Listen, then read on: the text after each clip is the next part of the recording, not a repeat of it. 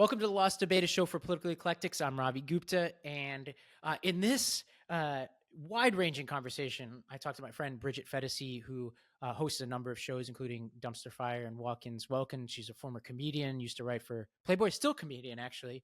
And she's, of this kind of like eclectic comedian, libertarian, Rogan-adjacent audience, and she voted for Trump and was very public about it and named her reasons.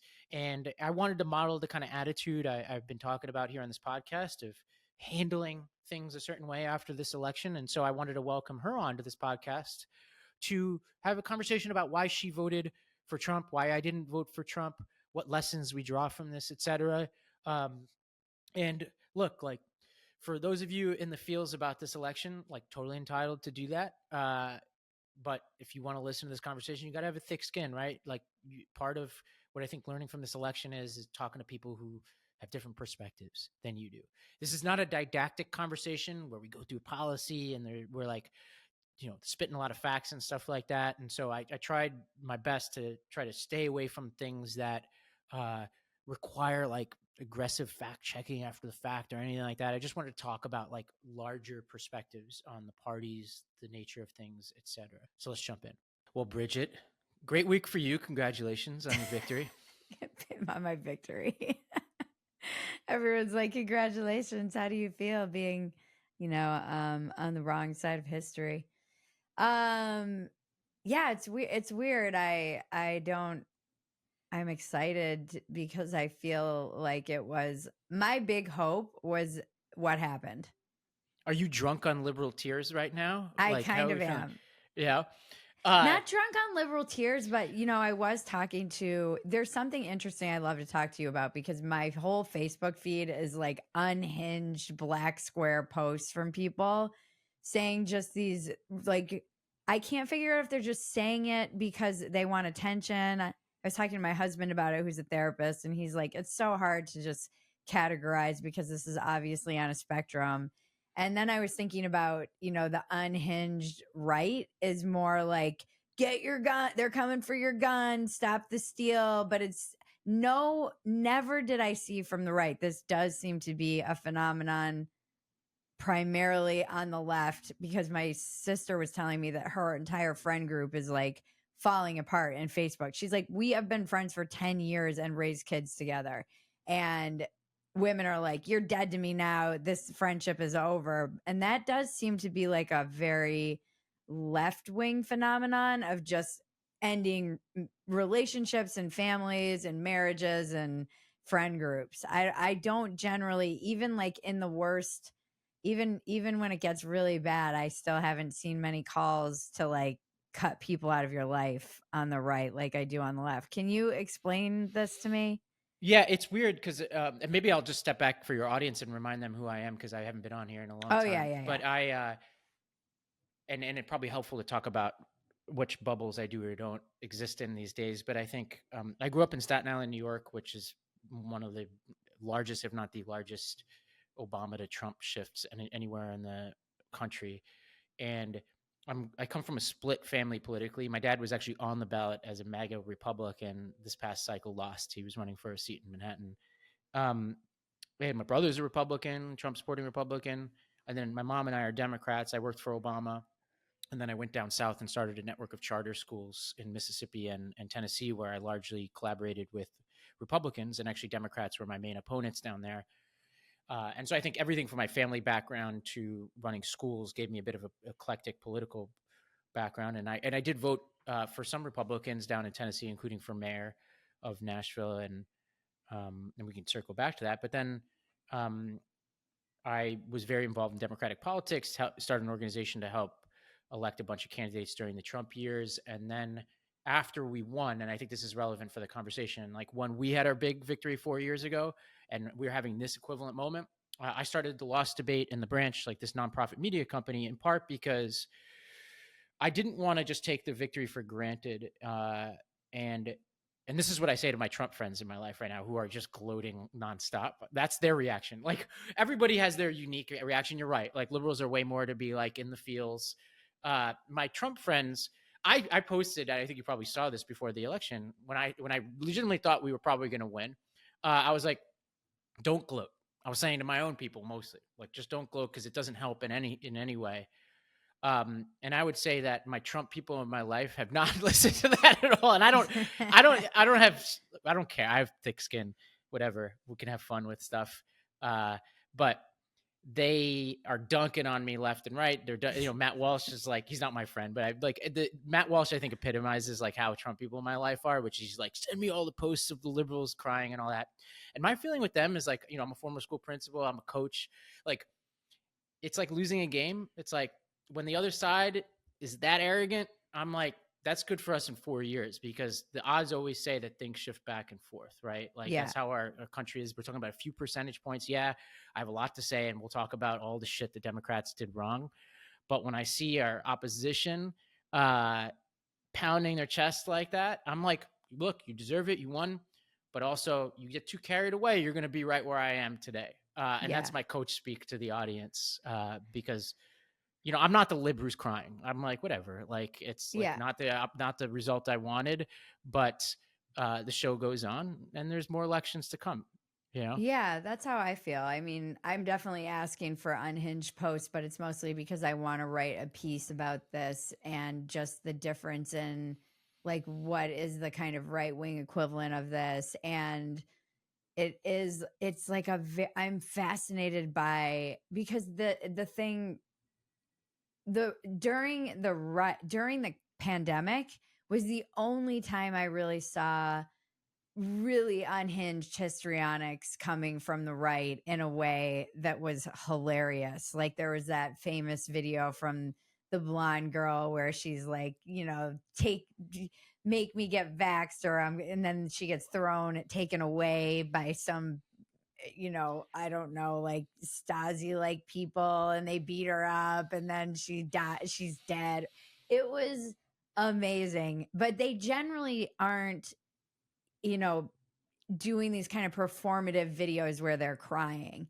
So I'm just like fascinated in the different psychologies from the two camps, because Justine Bateman on Twitter has been hilariously breaking down from a filmmaker's perspective all of these videos, but she's looking at it very just like, hey, this setting's been overused, the lighting could be better, you Wait, should be. is she a Republican, Justine I Bateman? I don't didn't realize know, that about she her. seems kind Kind of of like an base. RFK.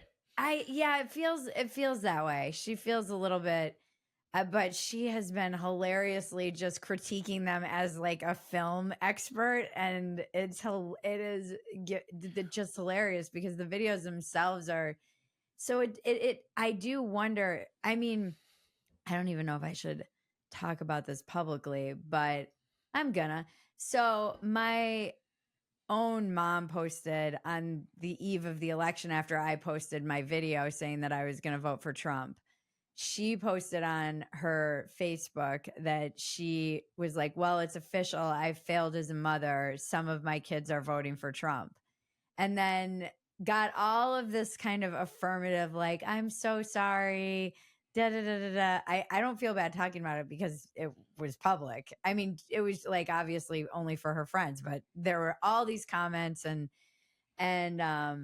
it kind of pushed one of my siblings who is on the fence who was thinking about voting for Trump but didn't want to, and then saw that comment and was like, F you, I'm voting for Trump. And I was like, if this isn't like a perfect microcosm of America right now, I don't know what is. A very kind of lofty, like looking down at these Trump voters, ridiculous kind of like there's just some kind of arrogance or something, and it pushing people to be like, screw you, I'm voting for Trump. Right. like, Yeah. this is playing out on such a very like very local level for me, but I do think it really represents something that happened nationally. Yeah, and I do like, and I think we'll probably spend a lot of time on the like what do we take from this, like what are the real lessons and all of that. But I think staying on the topic of like what's the nature of each side. I think it's like, before you mentioned your mom, I was going to say, and this is different than what you said about your mom because it's actually somebody in your life, right? But I think it's like um, I think there's like this curation of like online nutcases like that happens when I, but when I walk around Brooklyn where I live now, and I was like in bars last night hanging out, everybody was fine. Some people were like, yeah, like they were like analyzing it, what went wrong. I overheard like a really interesting conversation about JD Vance where people were like, like, I don't agree with him, but when you go back to that Waltz debate, he was like, very persuasive. Like if I didn't have my beliefs, I would be persuaded by him, which is kind of word for word what I actually said after the debate on my own podcast. I think that's the norm. Like you use the word normies, like for your audience's sake, like it's always important to remember that, what is it going to be 47.5% for Harris, right? And like it's very similar to what the 47% for Trump was. It's like, so like last time, and it's like we're going to go back and forth on this. And I think that 47% includes a lot of what you call normies, just like Yeah. the 52% includes a lot of normies. And I think these people who are performing or whatever, yes, they are like there's a lot of people within my coalition who make me cringe. And I do think there are certain relevant streams of the extremism that are relevant to why we lost, for sure. And I suspect we'll talk about that. But at the same time, I think that this was a party that at various points has produced coalitions that can win and can appeal to normal people. And my project within the party is to try to push us as much as possible in that direction of Jared Polis in Colorado, who's like a libertarian Democrat. Mm-hmm. People like that who are just like, let me try to lower your taxes, lower your regulation, do government rights, um, and bring people into the party. And I think those Mm-hmm. people exist. And my hope for the next election is that more people like that show up. But so I guess the problem I see with a lot of so the histrionics I'm seeing online, because it's my Facebook, they are just normal people that if I saw them, like I would love to do an experiment where you're like, oh, you seem normal in real life. Show me your Facebook. Right. Like, is there a difference between how unhinged we're behaving online and how just like tra la la, like gonna go get my latte and act like a normal human, and you just kind of get away with being histrionic online because everyone's like, oh, whatever. It's just like, that's just you being crazy online for engagement.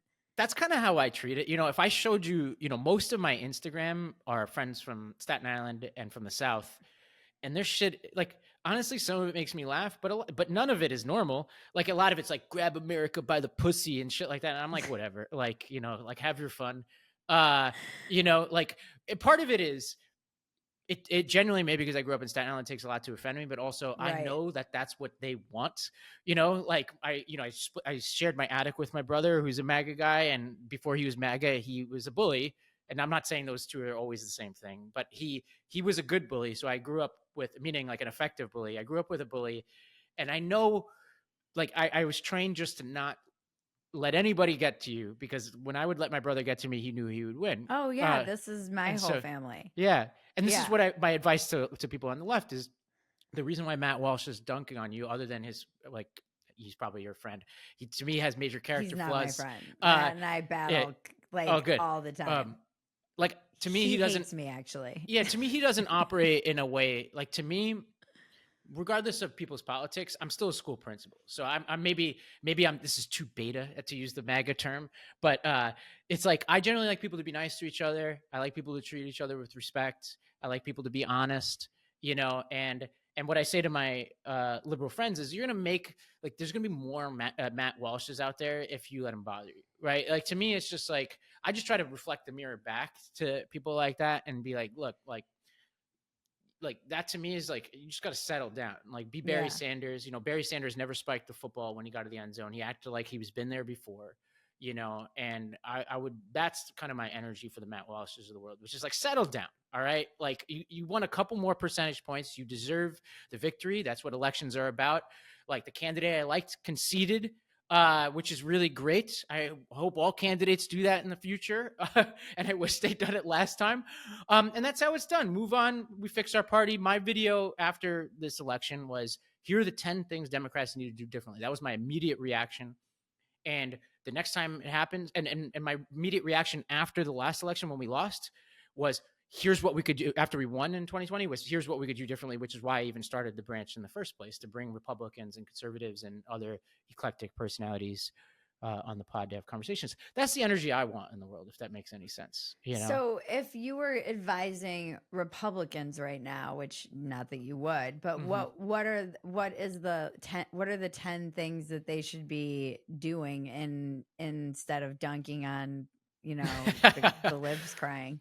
Yeah, and to be clear, I would advise Republicans. Like I'm not, like, I'm generally an American. Like, people call me up, and I have advised Republicans before, like, for instance, in the education context all throughout the South, and I'm definitely a collaborator with certain people, like the Koch network, education people, Yes Every Kid. Like, I have really good relationships with those kinds of people, and I have no problem talking to them about shared interests. But I don't know if I can get to 10, but a couple of things I would do. Number one is, and this would be to Trump, is like, how much of the stuff you promised do you really want to do?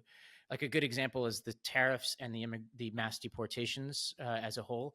Like, that would tank the economy, right? So do you really want to tank the economy? Do you really want to rip families apart and go through all that? Like,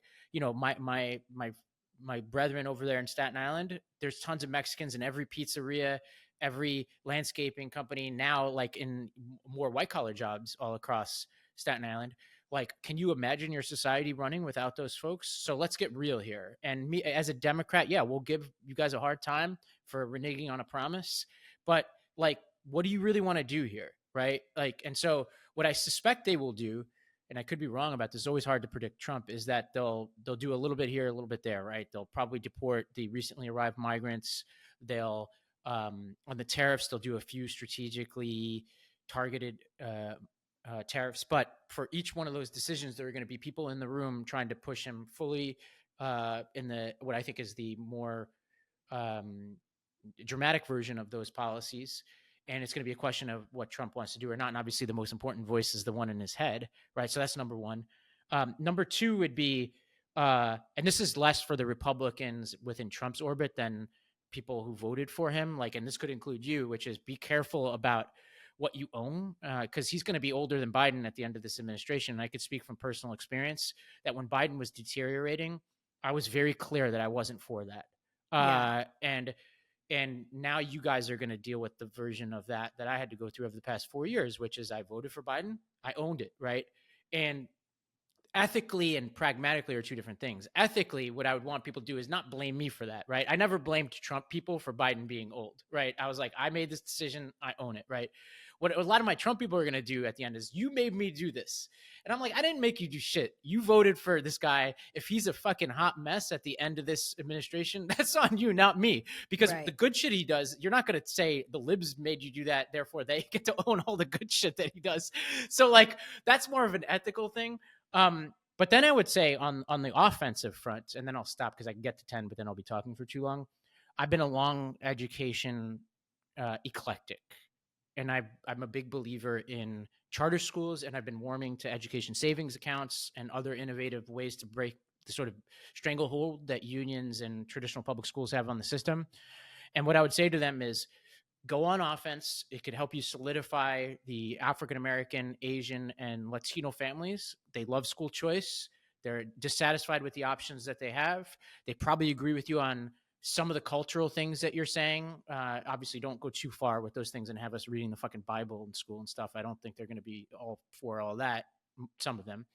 But worry about the implementation, right? Because, like, when you dramatically change a system, there's going to be a lot of messiness that Democrats are going to take advantage of. So, dot your I's, cross your T's, because that's going to be a wild ride. When you break up an existing system, the promised land could be really beautiful, but the process to get there could be really messy. But I'll stop there because I could get to 10, but that's like a little mix I have there. That's good. Yeah. What would you do? Yeah, I'm curious to you. Let's start with the crossover. Like, I saw your video, so I know a little bit about what you'd advise Democrats, which is, well, I won't say it for you. Like, you tell me, what's your advice for us? I mean, it's interesting on a social level. I don't know how you fix that party, because if you've spent if you've invested millions of dollars in propaganda to give Democrats a non-stop stream of literally Hitler, and now your entire party believes that, and you're seeing this, like, this is why my question is, do these people actually believe this, or is it just histrionics or some mix of both? And if they believe that, they're right to be as upset as they are. They're right to be as unhinged and believe that they're going to be put on trains and go to camps and all of the things that I'm seeing. So I think there needs to be some kind of rehabilitation, because there has been a lot of effort and money that has gone into psychologically undermining your entire party, or a large part of it that's very vulnerable. And that was one thing that honestly was infuriating to me as someone who is a Democrat, was watching everybody be fed this diet of hyperbole that they now believe is true. And you're seeing there's like a very clear mental health crisis happening.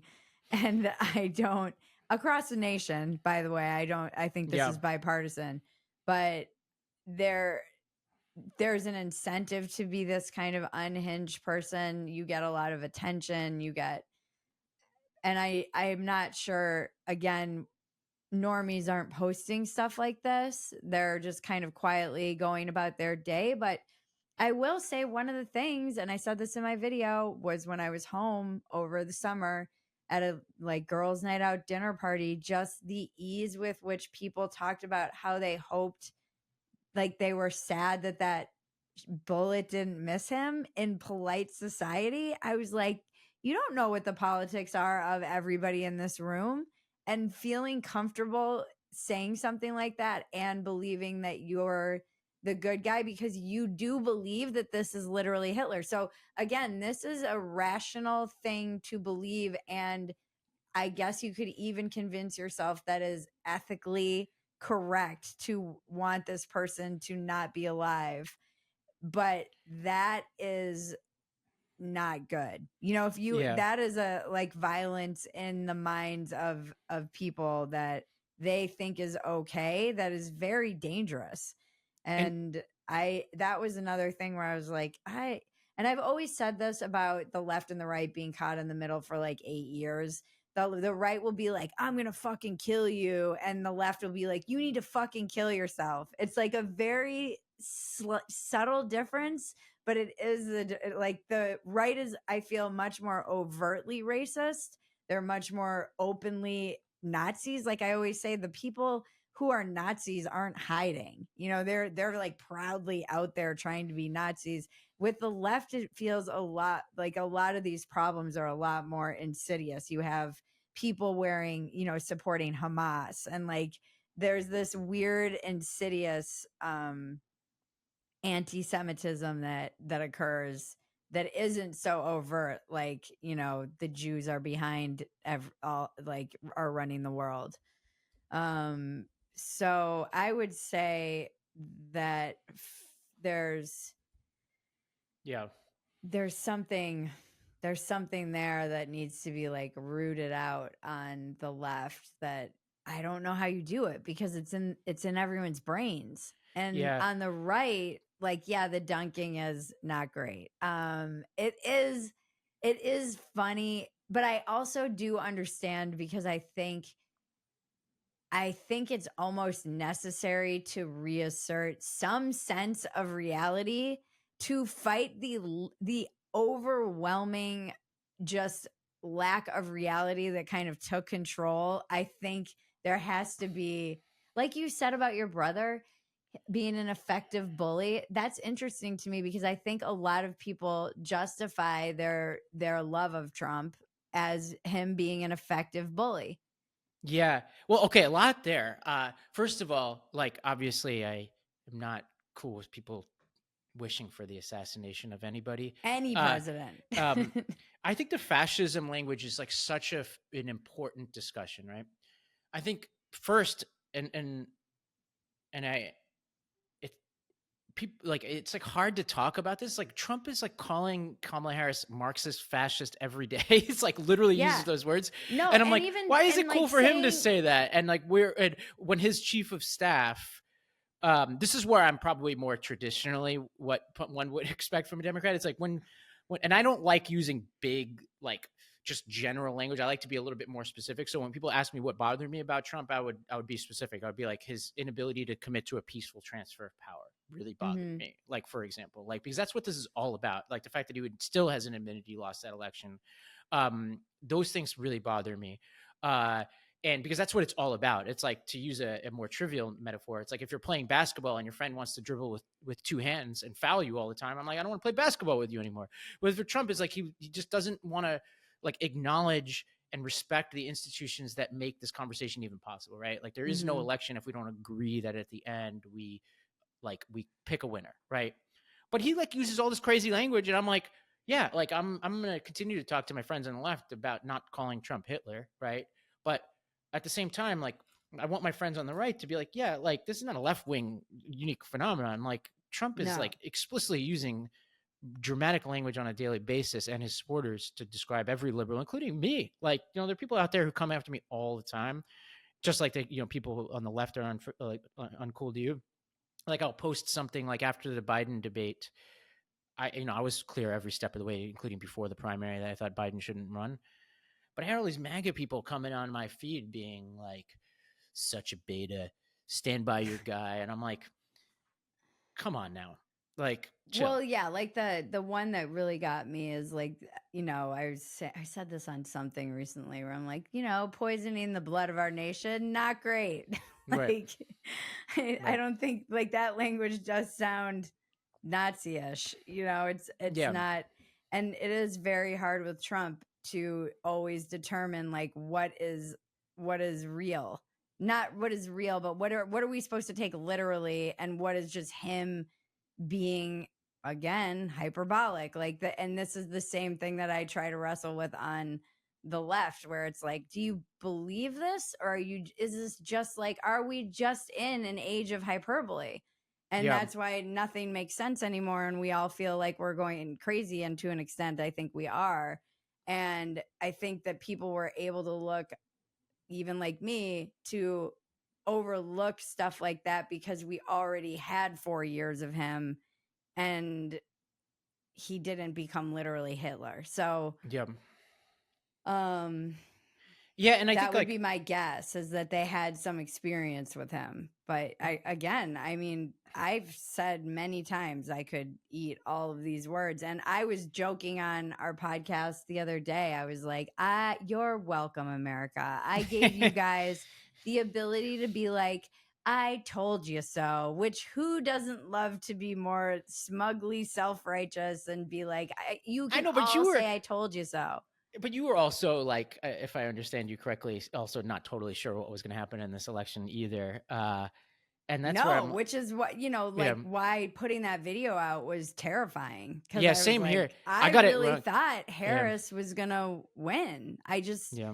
I was so wrong in 2020. I was wrong in 2022. I am notoriously Well, wrong. it's funny. I saw that Rogan clip you played, but I remember that clip. Wasn't that before 2022 where he said Yeah. the elevator opening and read? Because I'm seeing a lot of people playing that clip, like Rogan predicting. I'm like, no, Rogan. With all due No, respect we to were Rogan, wrong. yeah, it was about 2022, which I think gets to this sort of the humility for everybody in this election, which is like, and again, like there are a lot of things Democrats need to take from this election to improve, but like the coach We were talks. wrong, but were we wrong?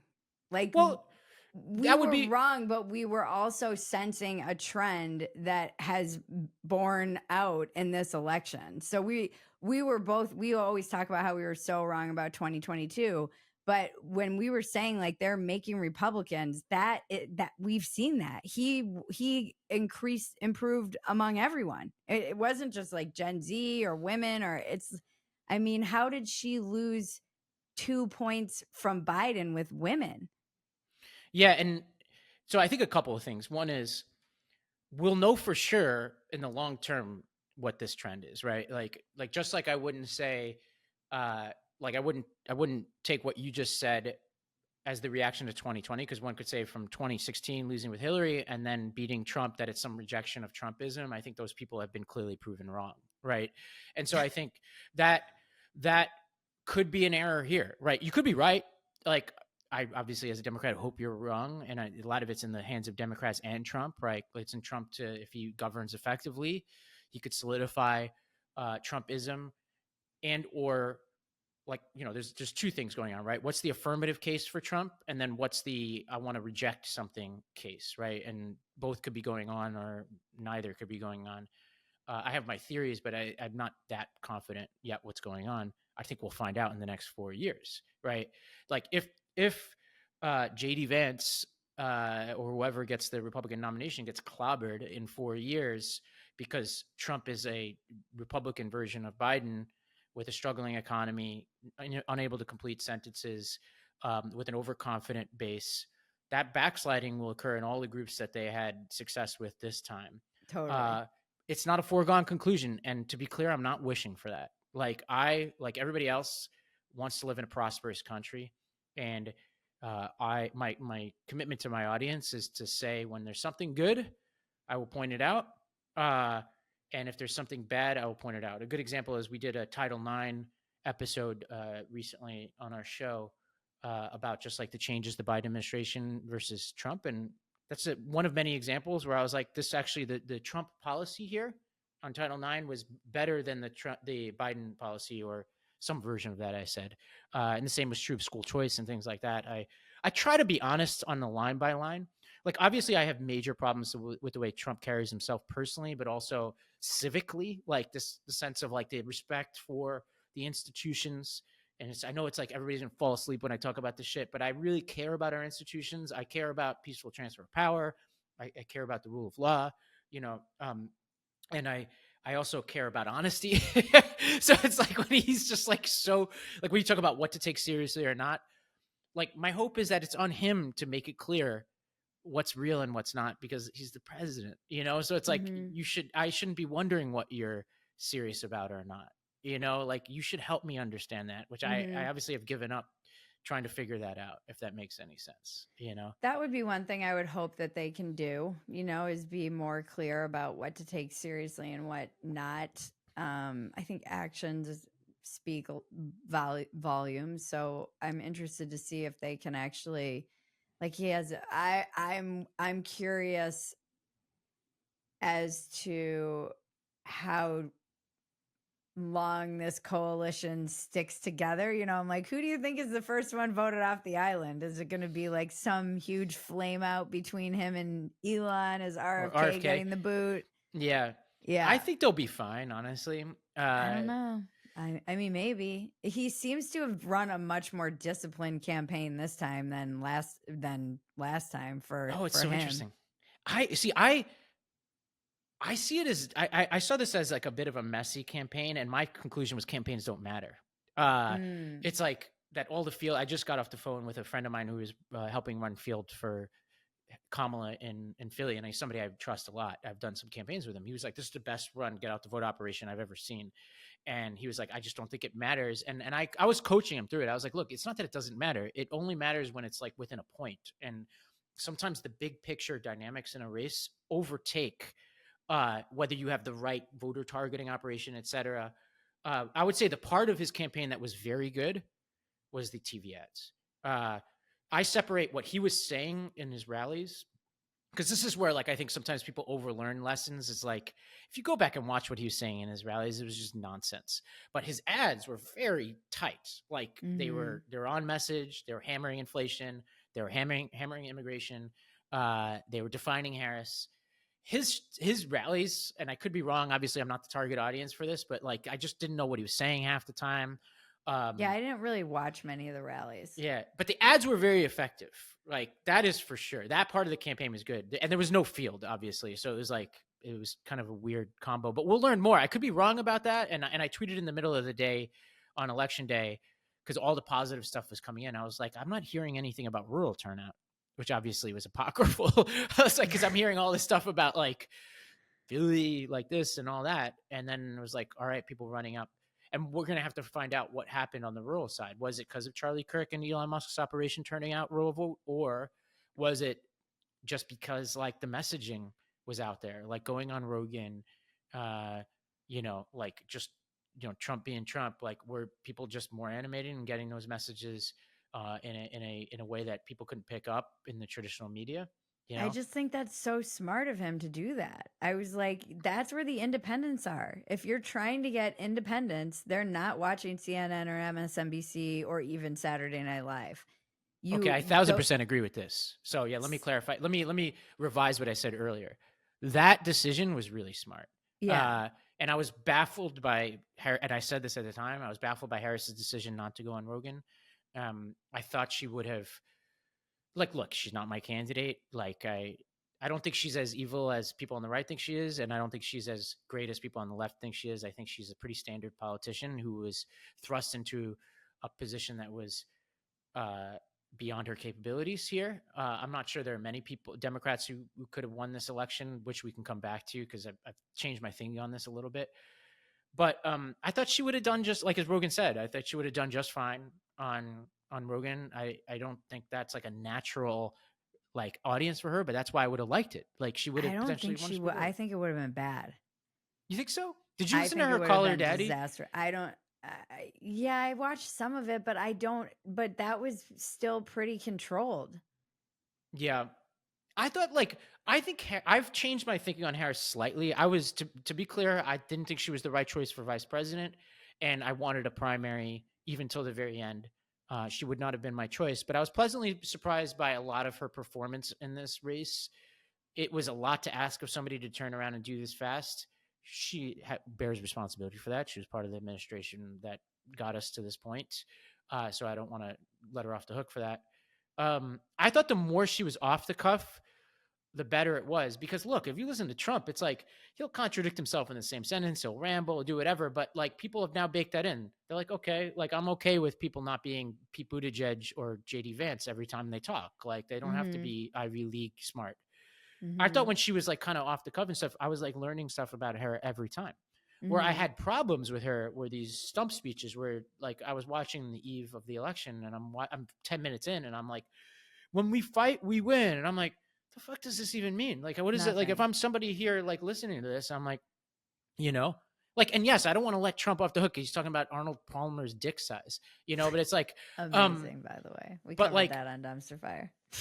But his Rogan interview got to certain things. And I said this at the time, like I have a high standard for fluidity and truth and all this kind of stuff. So if I'm grading it in terms of what I would want to listen to outside of the context of election, it would not pass. But like he said a lot of things that humanized him and all that. And that if I was an undecided voter, that was a net plus for sure, and Harris either would have sank or swim, right? You could be right that she would have sucked. I could be right that maybe she was okay. We'll never know. We will never know because they didn't do it. That's the point. They didn't do it.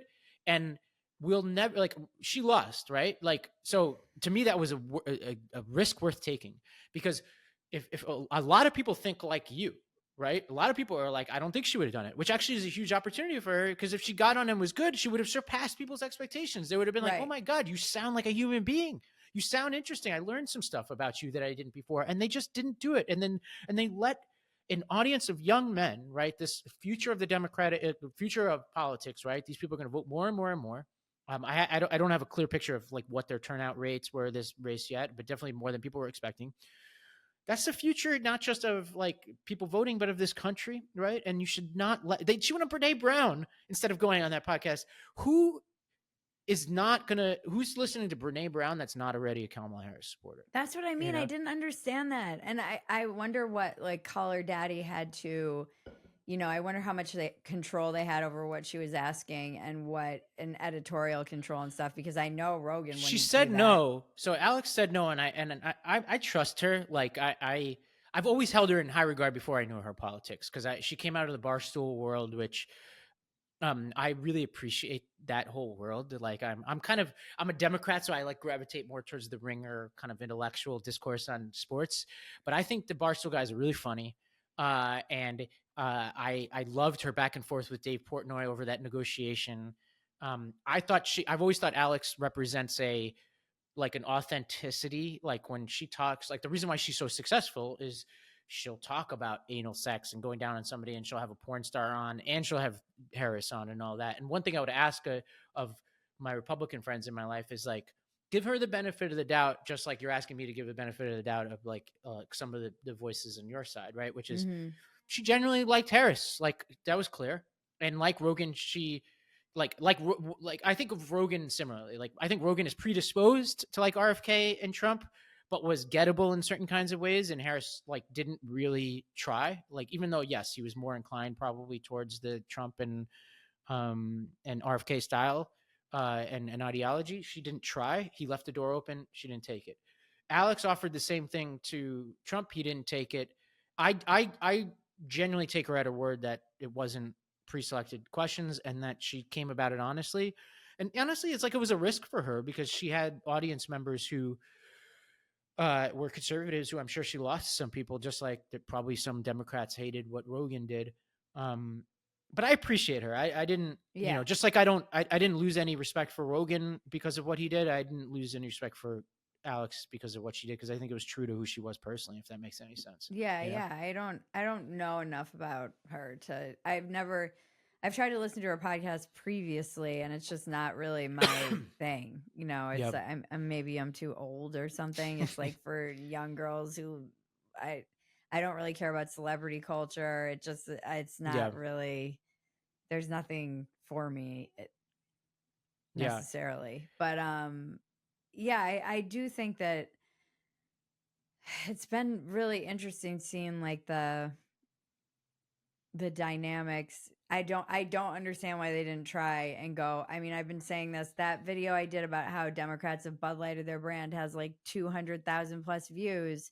And that tweet that I made about it went crazy viral. And it's just because it What was tapped this? into. Explain this context to me. Sorry. So Yeah. I had a tweet and I was like, the Democrats are realizing too late when they put out that ridiculous. It wasn't the Democrats. It was the like Pod Save America pack put that out. Oh, And okay. so, but it was obviously for the Harris campaign, and it went crazy viral because it was ridiculous. All these men who were kind of like putting on man face and not sitting like men at all. And people were roundly mocking it. And I was saying the Democrats have realized far too late that they've Bud Lighted their brand. And I do think this is exactly what happened to the Democratic Party without them realizing it or not. They just leaned into a lot of the more insane culture stuff and then tried to tell people that this wasn't happening, this isn't happening. And I've been on my podcast for 8 years talking to people who have story after story after story from different aspects of the culture wars about exactly how this is happening. When I go to a preschool, I can see where this gender stuff is and where it is not. I am like, the fact that people in media would be trying to tell moms in the suburbs that they didn't know how much groceries cost is crazy to me. So you have these things where people are seeing like the more extreme culture stuff and then just gaslighting about the basic cost of living and what crime is like in your city. And people are that is going to you're gonna get a backlash from that. People they don't like being gaslit like that, and they certainly don't like being told that something that is happening that they're experiencing is not happening. Here's what's been frustrating with me about this journey is like I've been on this journey like alongside you too, and the gaslighting was real. Like you go around 2020 and there was a whole conversation around. I saw people protesting in quotes by vandalizing bodegas that were owned by immigrants and saying it was in the name of racial justice, and I just couldn't connect the dots. So I was like, what's going on here? And crime was spiking and people had all sorts of excuses about it, and I thought it was I know the conversation on the right comparing it to January 6th and all that, and I think I tend to separate them in some ways because one involves the peaceful transfer of power and one is a local phenomenon. But at the same time, I understand what people are saying, which is Mm-hmm. you have a selective lens for when violence is okay or not. Mm-hmm. Mm-hmm. And I totally understand why people would say that. What I would hope is that we all agree that they're both bad, right? Whether Mm-hmm. we think they're equivalent or not.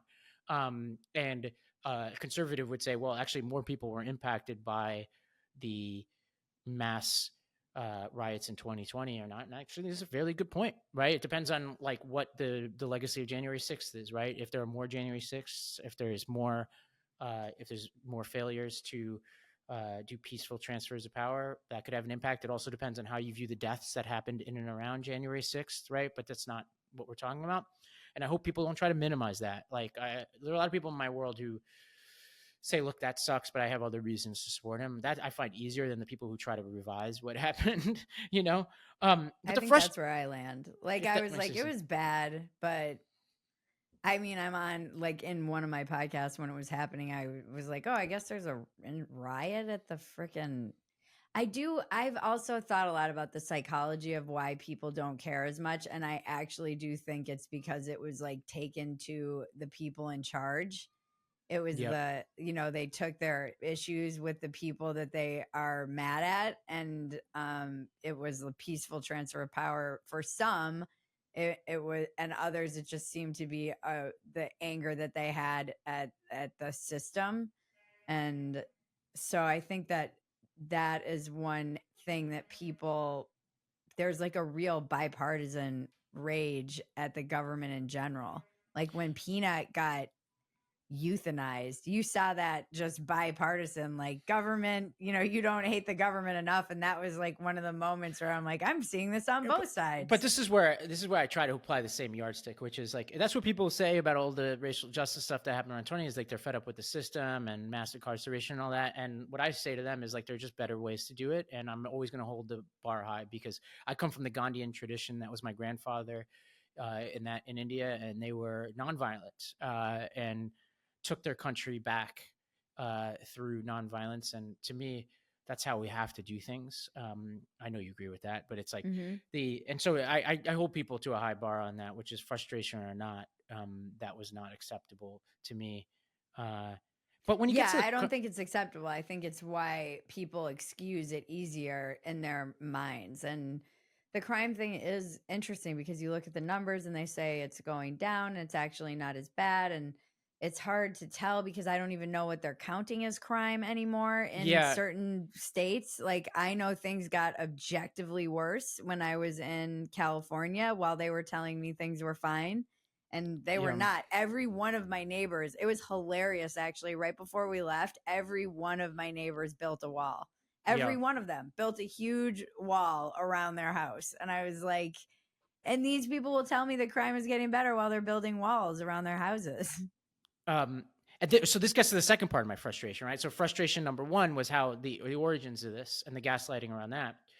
The flip side of that was around the stats that you're talking about, right? I'm one of those facts don't care about your feelings type of people, and I really like the coddling of the American mind, where they talk about how some of the moral panics of the 90s and overparenting and things like that that led to the aughts being what they were coinciding with record drops in crime, but people were better at leveraging anecdotes, right? And so for me, towards the end of this process, there's all local phenomenon. Like I can't speak to what was happening specifically in LA, but over the past 2 years, crime has been dropping pretty significantly. And I've gone through. I had a couple of good podcasts with people who were parsing the data around the FBI versus the surveys and all this, and people could listen to that. But the headline is crime is dropping to pretty significant lows, and there is conflicting data around when you get the reporting from the police departments, which is more complete than it's ever been. They're adding more and more and more complete police departments. It's something like 80-90% now police departments share that data.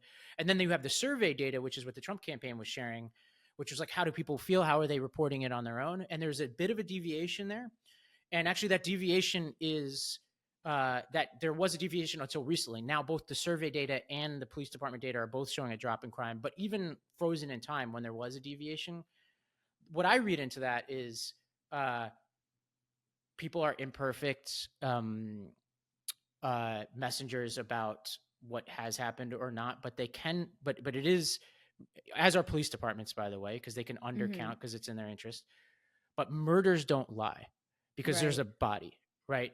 And murders have been down, right? So it's like you like people either die or go missing, and that can't be fudged. And so that tells me that I kind of trust what the police departments are saying by and large. But again, now the surveys are saying it too. So to me, that means that I can't speak to somebody's local situation. You live in Jackson, Mississippi, or you live in LA, right? Could be getting worse. But as a country, when people try to make a national argument like Trump was making about crime being really high, that was not true. And it was frustrating because it wasn't true. Yet at the same time, again, at the origins of this, we're gaslighting in a different direction. So it's like, I get why Democrats were put in the position that they were in. It doesn't excuse lying about the crime statistics, but look, it was smart politics. And I think Democrats did a really bad job of defining the reality here. I probably disagree with your audience on some things like how good the economy was doing or what the immigration situation was and crime. But I think there's no question that Democrats didn't handle that narrative well. Well, even like looking at California and the fallout from the election, they recalled Gascon, they recalled the Oakland mayor. Like on a local level, they went red on almost all of the crime. They became more red on all of the stuff that was crime related. And so I guess it depends on how you define crime. So maybe murders are going down, but smash and grabs are up. Stores are closing everywhere. People talk about their cars getting broken into repeatedly. That stuff matters to people, probably I would say even more in some respects than how many people are getting murdered. I think a lot of times the murder rate is unfortunately not felt by the average, person living a normie life. It's like gang murders and like it's not like there's like just murders happening everywhere all over in the streets. Yeah, the property crime one. Could be a bad recollection. I thought that was down too nationally, but again, I could be wrong. I don't memorize these stats, but it could be true. Like, but one thing is like what I do know is that every time there's a smash and grab in San Francisco, it's on Fox News. So it's like I do think that there's an effective leveraging of that. But then why would locally they be recalling Gascon? Like no, but they're right about it in LA in many ways. So in Chesa like Boudin, the voters are reacting in the same way that someone watching Fox would on a local level. So this is where I'm like very much in line with you about a lot of like certain cities and places like San Francisco and LA. We did a lot of coverage of Chesa Boudin in San Francisco, and they recalled Chesa Boudin rightfully. And I suspect the same is going on in Gascon. I haven't looked at that much because we've been in the middle of this presidential and I don't live in LA. But I wouldn't be surprised at all if crime was still a huge problem in LA because of bad policy and politics from uber progressives. And I would view that as a huge plus if the largely Democratic city recalled him, just like I viewed it as a huge plus when they did in San Francisco. And this gets to my theory that I think is probably a slightly different narrative than what you're telling, but I think rhymes in some ways with what you're saying. And I'm not totally sure about this theory, but this is my theory, and this could be just my hopium, is that Democrats have fixed a lot of the things that you're talking about in terms of cancel culture, in terms of defund the police, abolish ICE, identity politics and stuff. They have significantly improved on those things over the past 2 to 3 years. And I can give some evidence for that. Some of it's my lived experience. Some of it is just how like some of the candidates like Harris, like what did they do? They moderated as they went towards the election. She was like supporting fracking and using Obama-esque language around race and gender. We're all America, yada, yada. She was trying to like talk about cutting taxes and all this kind of stuff. And voters, I think understandably had questions about where that came from and whether they could trust it or not. But what I've seen is from a lot of people is this sense that, yeah, like, we went too far on cancel culture, identity politics, permissive immigration, excusing criminal behavior. And I could keep going and going and going. My sense is things have gotten a lot better, and that the bill for those beliefs came due, and that even there was a right setting over the past few years and good trends there from the Democratic Party. there still was damage done to the battleship, and that plus like an economic narrative that was bad for Democrats equals a couple points, and Yeah. that's kind of where it went. That's my theory of things. Yeah, like I agree that I think they've kind of pulled back, but I do think it's like the markets forced it, in many ways. I'm sure Hollywood and all of these places, like nothing was getting made because everybody was waiting for the results of the election, and now you have a whole entire industry looking at this going, "Oh shit, like this is why all of our things were failing even though they didn't listen." Well, it's not And perfect. It's not perfect because when you said your thing before around Playboy, the reason why I interjected was because I'm like, if I put that on my feed, there are going to be a lot of people coming from my head, right? Based on what I heard, right? And like in a normal, like if things were completely fixed, I would just be like, you know what? I know Bridget. I know I know what she's about. Like whatever she said or I thought I heard, who cares? Move on. I know that there's nothing to worry about. But I obviously am like still in the belly of the beast. And I'm like, oh, if I thought I heard something, I need to clarify that, because if that goes on the feed, they're coming for me. Right. yeah. And even though my own audience knows what I'm about, like dangling anything out there that you're not sure of, it's like a bit of a panic. Right. So you're like, oh my God, like let me like be as careful as I can. And obviously the attitudes around this are still very strong. There's a guy named Todd Rose who does he writes about what people actually believe, and he does these surveys where people do private opinion and public opinion, and what's screaming off the page is people feel like they can't share what they actually believe. That's still Mhm. true. So no matter what my theory is about what Democrats do or don't do right, or doing right now, there's still this lingering belief that people are going to be punished for quote unquote saying the wrong thing, if that makes any sense. Yeah, see, I don't live like that. Like I don't have that. I don't, and this is 100% what I deal with people who are from the left who come on my podcast. They're the ones who will almost they're the only ones who have really ever asked me to edit things out. They're the only ones who have canceled last minute and never Yeah. come back on. Like there's much more fear, and I feel bad because I'm like, you shouldn't have to live like that. Like I really think the base gays are kind of helping bring us out of this, because one of the problems that I see, like the right wing, and I've been saying this forever, they're just lame. I mean, they're winning more of the culture in terms of like the young men, but they're just like, it's just lame. And they try and make comedies, and they'll try and like get their message in their comedy in the same way that you do on the left now. And it's like, just make something funny. Like no one wants a message, like any kind of message, just make something funny. And I was recently at Hereticon, which was, I did like dissident dialogues, which is a little more serious and kind This of is like like Peter Thiel's thing, right? Like his like yeah, little, and it was conference. so fun. Like it is the most fun event. It's wild. I saw your photos. I had a bit of FOMO because I know some of the people, like Liz Wolfe comes on my pod all the time, or did a couple years ago. Yeah. I should get her back on.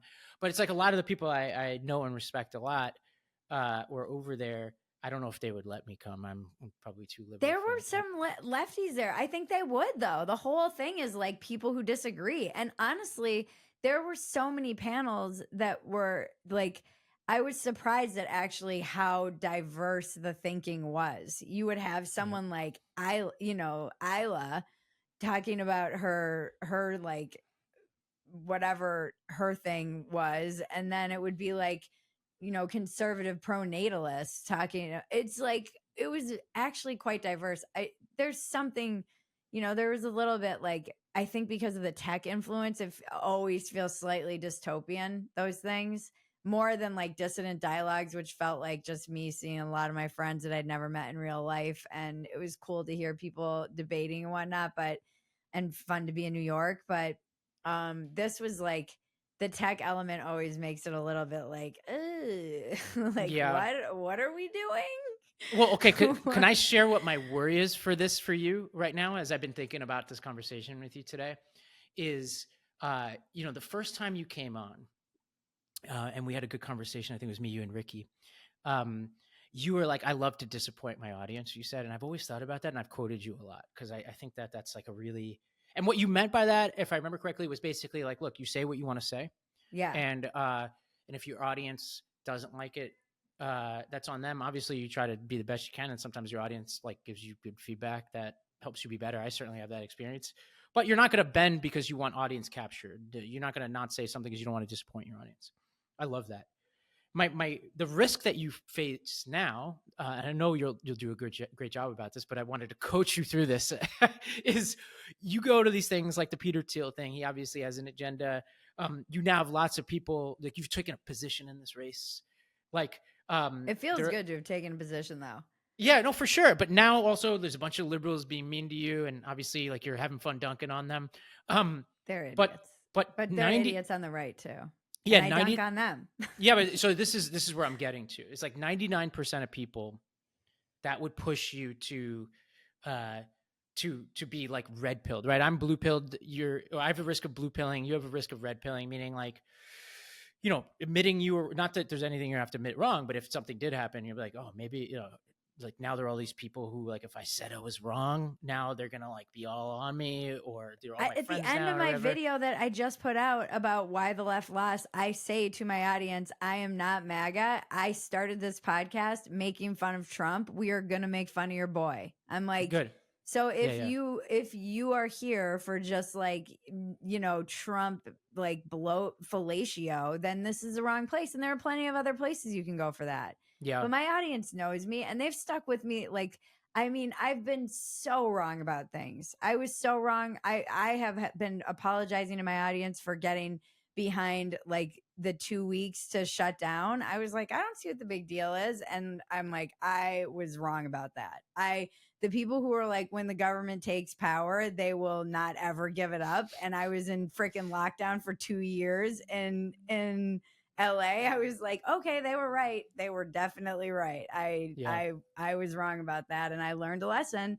And my audience still gives me shit for it, but they're around. And I've lost people. I don't think I'm alone in being red pilled. Based on this election, most of America has been slightly red pilled in the sense that I have been. But it's like I'm not like, let's ban gay marriage. I'm not a like Christian fascist or whatever they think. I don't even have like a real religious practice at all other than my 12-step program.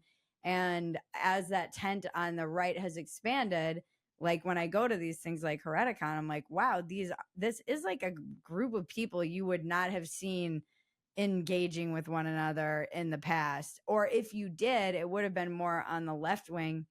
And one thing that I did experience when I was at Dissident Dialogues was like all of these people and they were debating and all this nerd stuff. And I'm like always the stupidest person in the room at all of these things.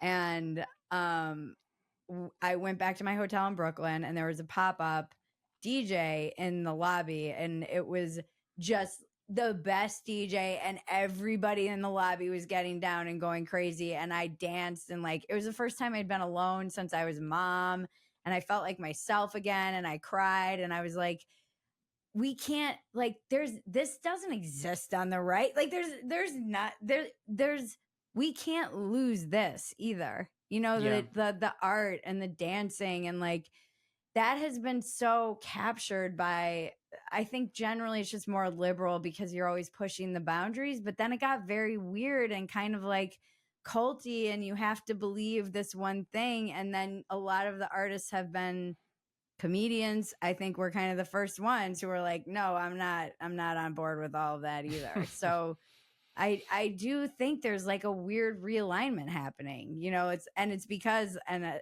not to go back to like, it was like, oh yeah, the gays know how to throw a freaking party. Like it was gay dudes who put Hereticon on and they made it amazing and it was so fun. And like there was DJs and parties and it was like the cooler version. It was truly like one of the coolest. And because there's like that Burning Man influence. So it was like the coolest one of those events that I've actually ever been to. And I've been to a lot of those kinds of Yeah. things. Well, And it was wild. Like it's something very different at the very least. I don't know what's going on, but this is such a good point. I mean, I often wonder how many of the people who say they love America truly love America. And I think this is a bipartisan question, which is if you love America, and you're a Democrat, that means that the previously 40 something percent, now I have to say 50 something percent of people who voted the way differently than you are part of America. You don't have to love every one of them, but you'd have to believe that the most of those people are good people if you love this country. Otherwise, it's a bad country, because if most of those people are bad, then you can't possibly make an argument that this country is good. And it goes both ways, right? If you're a MAGA person with a flag in your Twitter and you have, you hug the flag like Trump does, you have to believe that most of these people who voted differently than you are good people, and are mostly redeeming, and are not the crazy people that you talk about on the internet, right? And uh, and so that's like the initial feeling, is like, we got to believe that if we truly love this country. Two is, But oh, sorry. go on.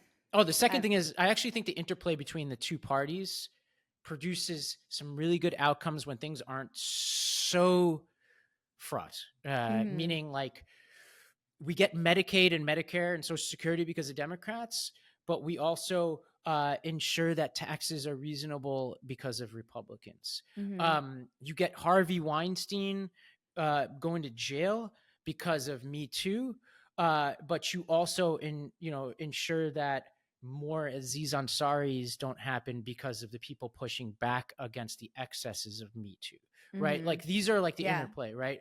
Like, people don't aren't malicious, like to maliciously castigate somebody because of their race or whatever is like off limits in most parts of society, I hope, because of like really good conversations around like why like using the N-word is bad, and like whatever, picture it. But then because of the pushback against like some of the excesses of language policing, hopefully you have less situations where, like, the guy at Netflix who was fired because he was describing using the N-word in a context in which he wasn't using it as a denigrating thing, but he was just saying like Right. describing a situation somebody used it, which obviously the intent was not to use like but I think those pushbacks are good. Like, it's like, okay, this tension produces something, right? Like we have good public institutions in certain places because of Democrats. We have lower taxes and regulation in certain circumstances because of Republicans, and all coming together creates something beautiful at times. Does that make any sense? I'll get off my No, soapbox, but yeah. I mean, I was saying this on, I think one of my videos recently. I was like, I really love the tension in this country. I think it makes the country great, and the back and forth. And I have friends who are anarchists, and they're like, conservatives is just, what is that expression? Like, conservatism is just liberalism with with speed bumps or something like that. Or it's like, it's basically the same. One is just a little slower. They're like, no, this is all the same. And Yeah. it's been, I'm optimistic because I really hope, my hope is that we need both. We need both. So it would be bad. We've seen in California what happens when you have just a uniparty in charge. It's not great. You need to have that, like, the battling occurring. My friend in California was like, the red wave turned the school board red, and that's a good thing for where she is. There needs to be it's been pretty, like, how many of the past, how many elections have you guys had? 3 of the last 4, basically. So it's been a pretty liberal trajectory for a while. And I think Americans were like, all right, you guys got a little, you're wilding out a little bit. We need Yeah, to, it's like, balance. There's like a yeah. natural balance that Americans ask for, right? And then that's what that gets to how we started, right? Which is like, that's why I think it's always best, when we talk about advice to the different parties, it's always good to be humble. Like, it's like, you're never as smart as people think you are when you win, and you're never as dumb as people think you are when you lose, is something one of my own bosses used to say. And it's like, but obviously it sucks to lose. Like, like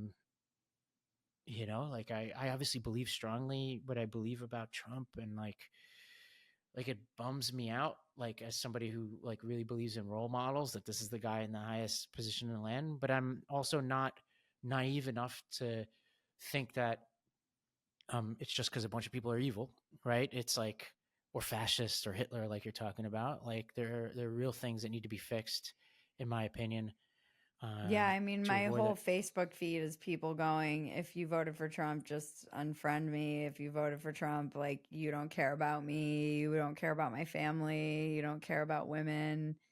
Um, Yeah, so I hope people on the left aren't so quick. You know, it wasn't like last time where it was just a narrow electoral college. It was a landslide and popular vote. So I do hope that Democrats realize these were probably their friends and family members and neighbors, even if they don't know it, with it while they're saying this, and maybe they don't care. yeah. But But like um, I agree, and I think just people need to chill out. And my advice to people is go for a walk. yeah, Um, but even a landslide in this country, like if you think about it as like a room of 100 people, right? Like 53 of the 100 people go one way, 47 go the other way, and I'm like, if you think about that room and like what vision of the like that room you would thrust on the other people, it's like if people were to visualize it, uh, it feels a little bit less landslidey. Not right. to make it illegitimate, like it's legitimate. Like you get all the control of government now, you get all three levers of power, but there's a graveyard of people who are, including the Supreme Court, which I think now will be probably for the rest of our lives in Republican control because there's a good chance Alito and Thomas retire. Um, but there's a graveyard of people who who are like overconfident about what that means, right? It's like, Yeah, and what I hope, I really do hope, and I mean this sincerely, is like I hope that this version of Trump governs more towards the middle than what we got last time, because that 2020 was a rejection of what he was doing last time. It wasn't a permanent rejection, as we know, and then, but he could really expand that base if he moderates, and he could do things that are like sweeping and bold and all that. But I hope he thinks about the whole country, and even including like people like me and people who live in New York who didn't vote for him, and like everybody. That's what I hope. If and that makes any people sense. who came over just because they were like, this is a protest vote, they're not forever voters. I was making a joke that basically an example for repealing the 19th with my voting history. Like I voted for Hillary and then nobody and Trump. Like I'm like the dumbest kind of voter. No, you're up for Um grabs. I think it's like yeah. I think the world works best when most people are willing to be persuaded. Mhm. I think I truly do, and that's why we're having this conversation, And right? that was the thing. She just didn't persuade me. I knew nothing about her. I did know more about her than the average voter because I lived in California with her while she was there. And I was always skeptical.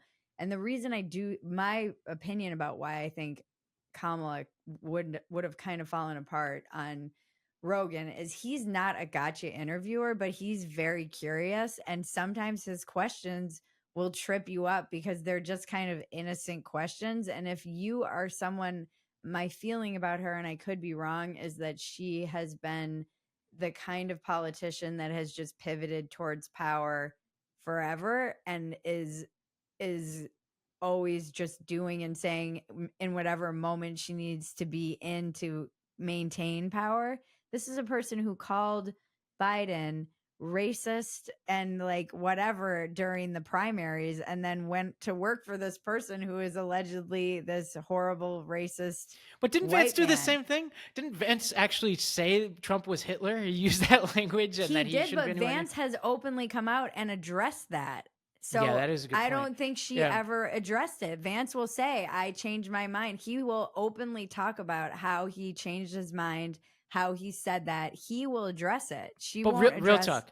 It's a good point if she didn't address it. I didn't realize she hadn't addressed it, but that's a good point. But do you actually believe Vance with what he's saying, or is he just another politician who's climbing power and he viewed it as his? Obviously, I'm not in his heart, but Hmm. when I view Vance, I'm like, what's different? What's any different in him? He's like a guy who was a moderate, was saying moderate things, and then he saw a lane, and he's like, I think I can ascend the halls of power by saying the right things, including switching my position on Trump. And because it's not like Trump like during that period of time, it's like, it's hard to imagine that you thought Trump moderated during that period of time, whether people like him or not. Like this is a period that coincides with things like January 6th and things like that, Mm-hmm. you know? Mm-hmm. But I'm a cynic when it comes to most politicians. I think most politicians do what's best for their career on both sides of Mm-hmm. the aisle. And that's how I read Vance too. I Yeah, think you're but he probably right doesn't about strike me her. as empty. So I think he thinks about things. Even if he's ascending power, there's when he speaks, it's at least like there's some sense of a belief system, whether or not that belief system has changed because he's trying to ascend power. Whereas with her, I still have no idea what she actually believes. Yeah. I think Yeah. it's like those empty word salads and like all of that nonsense talk, and that was somehow more terrifying to me than somebody who believes their own bullshit, because it's Yeah. like, and it's like I've said, people crave authenticity so much that they would prefer an authentic asshole over somebody who's like this kind of nebulous empty suit that can be filled with whatever, that people just didn't know her. They didn't feel like they knew her, which is why Rogan wanted to have her on. He's like, I just want to get to know her as a human. But Yeah. I think she's terrified of letting people, he doesn't come from politics. Neither really does JD Vance before he was in politics. And I think these guys know how to, like, she's only been in politics for forever, and it seems like she's terrified to like show anyone who she really is or what she really believes, because she's afraid that it's going to cost her. But like, if the Democrats could learn anything from the right, it's that it doesn't. Yeah. Like, people are going to vote. It doesn't seem to matter at all. Yeah. Well, I think I agree with you that there was no narrative from her. I actually said that in our post election piece, and I said it along the way. Is like again, I'm kind of cynical. I don't believe I think most politicians don't believe the narratives that they say. But as a practitioner of politics, in order to be effective, you have to tell a story. Mm. And I don't believe she told a story about this country and the electorate that was in any way memorable, resonant, and I'm not even sure there was a story. Right? Well, it was Uh, basically like abortions and Hitler. yeah, That those were the kind of the big two takeaways for me in the last the weeks leading up. Like, if you yeah. love abortions, vote for Harris, and also literally Hitler. And that's not a compelling. That's not compelling. Yeah. I think of it, my sanitized version of that is abortion and character, right? It's like, but I think it would have been more persuasive if people had more of a sense of her character. I think most people wouldn't lump her together with the level of narcissism and dishonesty as Trump, but they baked that in about him and were like, and they gave her a solid look. And at various points, they really wanted to see something from her. She just didn't close the deal. When it comes to Vance, it's like, again, it's always like guessing what's in somebody's heart or not.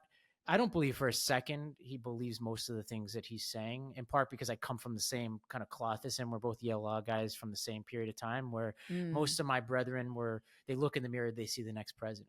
He happens to be mm. really good at that.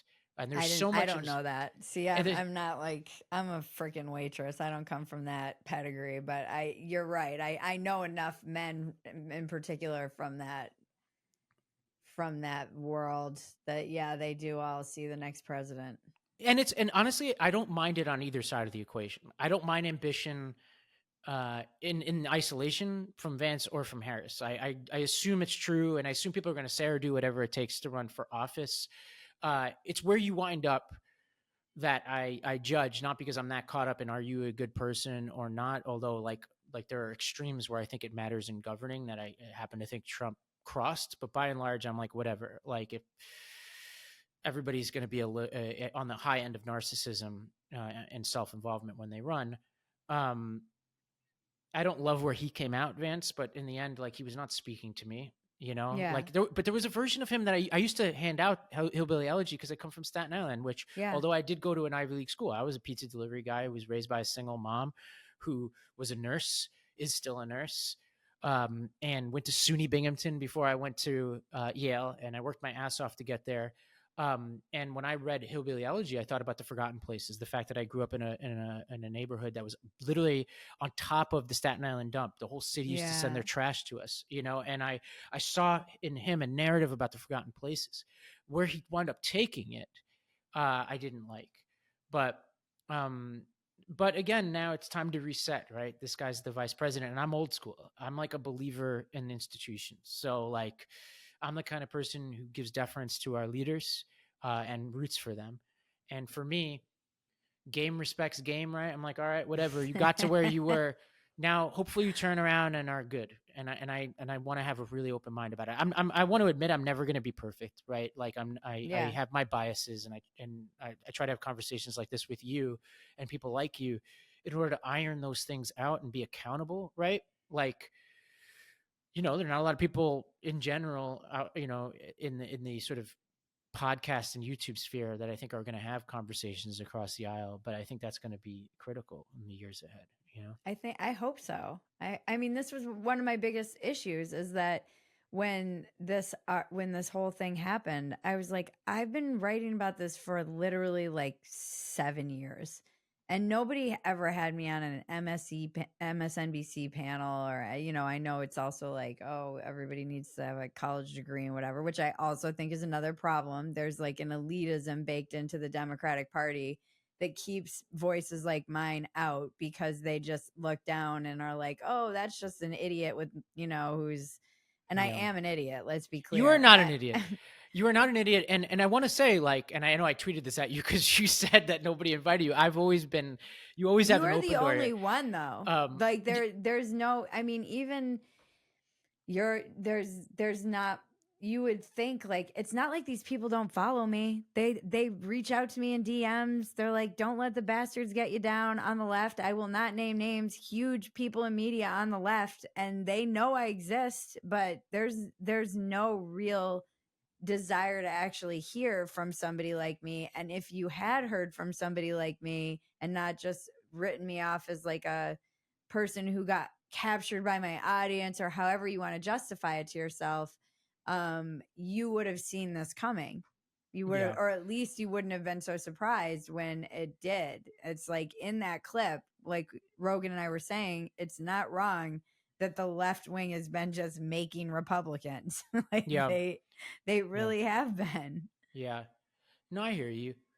And yeah, I just hope like I can go around in circles on this. My hope for the Democratic Party is that they build their brand from the local on up, right? Because you and I are going to go back and forth about like, is crime up here or is it up there or whatever. In reality, the truth that's out there is that Democrats have not been good managers of cities. Writ large. There are wonderful exceptions, but by and large, they have not been great. It's not true of my city in New York. It's not true of LA and San Francisco. It's not true of Chicago, right? You take the biggest cities, it's been a bit of a mess. And Austin went red. Travis County went more red, which is it doesn't crazy. surprise me.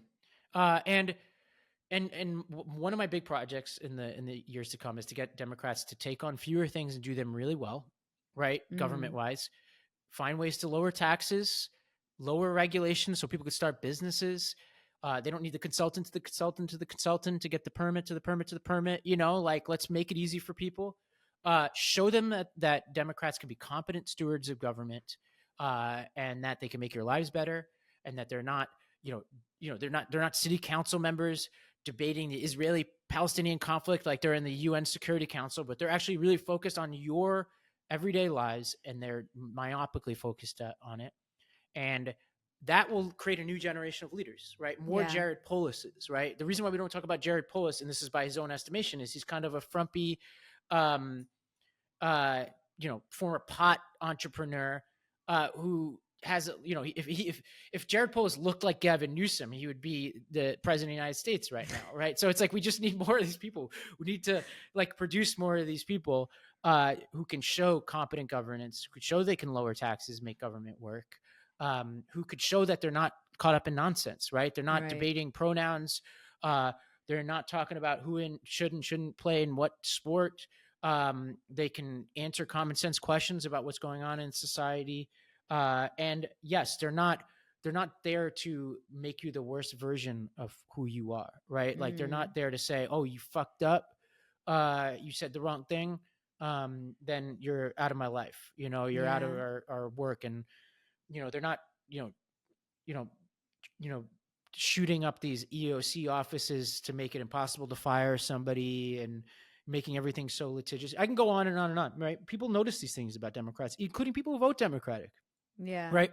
I was texting with a friend of mine who's a landlord in Staten Island, who's been a longtime Democratic voter, who was like, I'm on my way to yet another tenant hearing because some obnoxious MFing tenant won't leave my building, and I have to go through like the equivalent of a criminal trial to get this person out of my It's building that so I own. crazy. It's like crazy. that's on Democrats. Yeah. It's not Republicans pushing that bullshit. No. So yeah, I know maybe I should run as a Republican. What I sound like one, but I look as you like I have. No, I have you should run as a Democrat. I know I can't run. I just like I like my life too much. I'm about to go surfing, and I'm writing books, and I like my privacy. Yeah. That friend actually wrote me. She actually didn't, but she wrote me in Staten Island. Shout out to I won't say her name, but she wrote me in instead of voting Democratic this time. So maybe she isn't even a Democrat anymore. Well, that was something that was interesting about New York, is that it went red, and people were like, even New York went red. But I'm like, yeah, but it's because people didn't vote. So there were probably some people more people voted red, but a lot of people just sat out completely, and they just, again, Harris just wasn't persuadable. So they didn't necessarily flip to being red. They just sat, they were like, nope. Yep.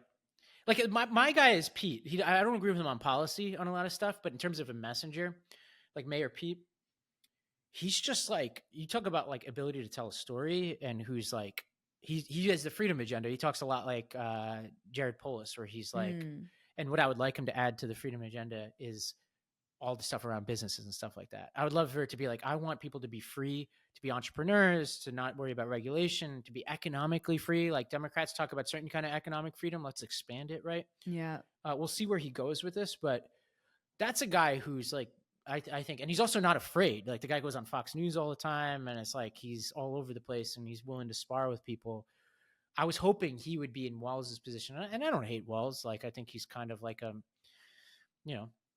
seems like a decent person who governs as a liberalish governor. It wouldn't have been my choice. I don't think he was the problem in this race. I don't think he was the solution either, though. If that makes any sense. Clearly not. Like Minnesota was like, how is Minnesota still close? Like towards the end of the night, I'm like, wait a minute, wasn't this supposed to like help with this Minnesota vote? Right. This is where I think politics can distort things a little bit. Is like, I think some people on my side thought he was some kind of knight in shining armor, and then I hear some of my friends from the right who talk about him like he's some kind of supervillain. I'm like, he's just a goofy guy who's a governor who governs like you'd expect a Democratic governor to govern. Like it's like nothing special going on here. So let's relax, right? Like it's like neither he was a non-entity on any side of the equation. He did give us the weird though. I like Shapiro. I was surprised she didn't go with Shapiro. Yeah. But he does have some of the like career politician ick to him though. I like him, but he's very much like, I'm the ambitious guy, and he has a Southern twang when he gives his speeches, and he mimics Obama, which I think the right would have had fun with. But I have low standards. So I'm like, oh yeah, that's just what we come with. And I thought he was like he would have helped Democrats win Pennsylvania, which in the end wouldn't have mattered. But I thought he would have been better for that. But again, like we're in uncharted territory here. We'll see what emerges on the Democratic side and the Republican side, right? We're going to have 2 primaries next time. And I think it's going to be really fascinating. 2 primaries. Well, I would have loved a primary on our side. I think it would have helped select, maybe Shapiro would have been the nominee. I know maybe a Mayor lot Pete. of people who are pretty mad about that. It was something that when they're like, you talk about democratic norms and shredding democratic norms, and like you just didn't give people a choice, and they were mad that they were robbed of that choice. Independents, people who were hoping to have some kind of, that's the thing. This is why abortion. Count me in. Like I'm one of those people who's mad about it. That's why abortion, I think, loses people a lot. Especially on a local level, because weren't like 10 abortion Wasn't it passed in like 10 places? 10 states kind of enshrined it. Yeah, that's where like my People feeling. just don't like being robbed of choice in America. That's what I've Yeah, learned. that's where I actually think like I actually think the abortion messaging from Democrats was just fine. I just think it wasn't enough. Like I think there was this sense that it was like going to solve all other problems. That was the issue. Like there are things I would tinker with on the edges about how people talk about the issue, but they sensed it as a winner. It was a winner in 2022. I bet this race uh would have been a lot worse for them if the abortion issue didn't exist for them. The problem was it didn't they didn't expand the narrative, right? I mentioned Mhm. this on my podcast. They were telling young men, have the back of the women in your life. And I'm like, yeah, I just like if somebody's not already on your side, I'm not sure that's gonna win them over. I like to have a back of women in my life. Like at a moral level, I get what you're trying to say. I just didn't think it was effective politically. Yeah. No. Well, we'll Well, see how the next 4 years go. well, Could be Bridget, chaotic. I appreciate you. For folks who are listening on our feed, make sure to check out everything that Bridget does. Walk-ins Welcome, your YouTube page. You have 2 shows. I always forget what the name Dumpster is. fire. Dumpster Fire. So check all that out. For folks who are listening on Bridget's feed, check out The Lost Debate. It's a podcast where I bring people on in good faith to have discussions like this. Um, I know probably like a lot of you might not be like totally with me on a lot of stuff, but hopefully what you heard is that I try to do the best I can. And if you want to just get a perspective of a kind of centrist Democrat who tries to be open-minded and thick-skinned about most things, come check us out. I really appreciate the work you do. And thank you for being the only Democrat who will talk to me.